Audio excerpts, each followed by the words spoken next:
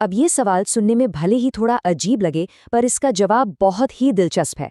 आज के हमारे इस विश्लेषण में हम यही देखने वाले हैं कि कैसे अमेरिका और वेनेजुएला के बीच हुई एक डील भारत की सबसे बड़ी पेंट कंपनियों में से एक के लिए एक बड़ी खबर बन सकती है।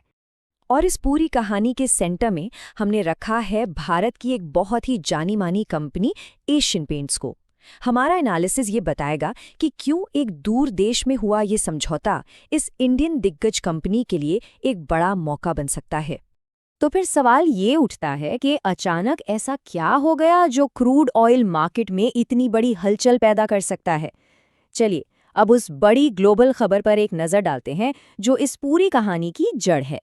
और ये रही वो खबर जिसने मार्केट का सारा ध्यान अपनी ओर खींच लिया है। अमेरिका ने अनाउंस किया है कि वो वेनेजुएला से लगभग 50 मिलियन बैरल रिस्ट्रिक्टेड ऑयल खरीदेगा और उसे मार्केट में बेचेगा। ये सिर्फ एक ऑयल डील नहीं है, बल्कि एक बहुत बड़ा जियोपॉलिटिकल मूव है।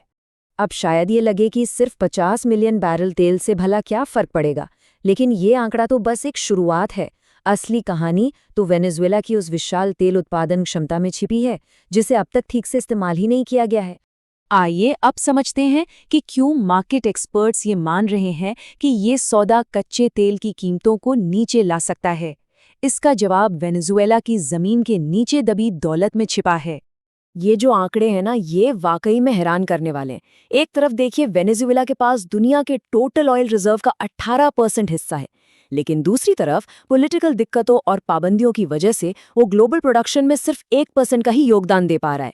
मतलब एक बहुत बड़ी कैपेसिटी है जो अब तक मार्केट से लगभग बाहर थी।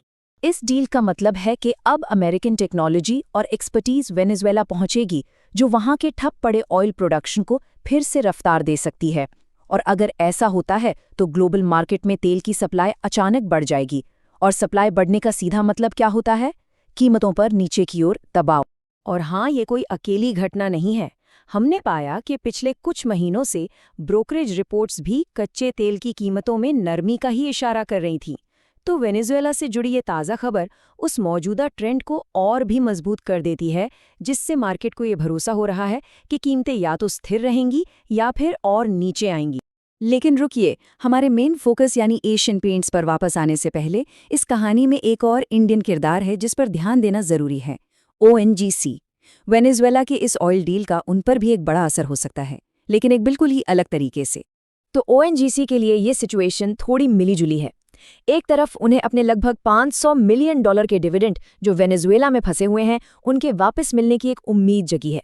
लेकिन दूसरी तरफ इस वापसी का रास्ता अमेरिकी गारंटी और कई पॉलिटिकल अगर मगर से भरा हुआ है, जो इसे काफी मुश्किल भी बना देता है। तो चलिए अब इन सभी ग्लोबल और इंडियन पहलुओं को जोड़ते हैं और अपने फाइनल एनालिसिस पर आते हैं और अपना पूरा फोकस वापस एशियन पेंट्स पर लाते हैं। हमारा एनालिसिस बिल्कुल साफ तौर पर एक ही तरफ इशारा कर रहा है। अगर कच्चे तेल की कीमतें गिरती हैं या स्टेबल भी रहती हैं, तो इसका सबसे सीधा और सबसे मजबूत फायदा एशियन पेंट्स जैसी कंपनियों को ही मिलेगा। देखिए, एशियन पेंट्स के लिए ये एक परफेक्ट सिचुएशन क्यों बन रही है। पहला, उनका सबसे जरूरी रॉ मटेरियल यानी क्रूड डेरिवेटिव्स सस्ता हो जाता है। दूसरा, इसका सीधा मतलब है कि उनके प्रॉफिट मार्जिन में सुधार की एक बहुत मजबूत संभावना है।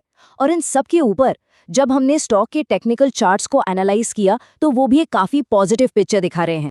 इन सभी मजबूत तर्कों को देखते हुए हमने इस स्टॉक को अपनी मीडियम टर्म की फोकस लिस्ट में शामिल किया है। इसका मतलब है कि हमारे एनालिसिस के हिसाब से आने वाले समय में इस स्टॉक पर नज़र बनाए रखना फायदेमंद हो सकता है।